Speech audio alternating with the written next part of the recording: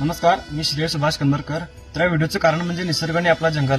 तर हा निसर्ग म्हणजे आपली झाडं आणि पशुपक्षी यांच्यामुळे आपलं वातावरण संतुलित राहतं आणि आम्हाला एक प्युअर ऑक्सिजन मिळतं. पण ही झाडच नसतील किंवा पशुपक्षी जर नसतील तर आम्हाला प्युअर ऑक्सिजन मिळेल का? तर मी असं का म्हणतोय, तर मी एक न्यूज पाहिली ती हैदराबादमधील जंगल काढण्याची. तर ती न्यूज अशी होती की हैदराबादमधील कांचागवची येथील 400 एकरचं जंगल सरकारने काढण्याचा निर्णय घेतला आणि तिथं सलग 3 दिवस लागून 50हून अधिक बुलडोझर लावून तिथलं जंगल काढण्यात आलं. पण 3 दिवसानंतर तिथं कोर्टाने स्टे दिला. तर मला असं विचारायचं आहे की ते जंगल काढून तिथे तुम्हाला आयटी पार्क करायचं आहे किंवा मोठ्या मोठ्या इमारती बांधायच्या आहेत. तर त्या मोठ्या मोठ्या इमारती किंवा जे तुमचं काय प्लॅन असेल आयटी पार्क करायचं, त्याच्यामुळे आम्हाला प्युअर ऑक्सिजन मिळेल का? जरी झाडच नसतील तर आम्ही श्वास तरी घेऊ शकतो का?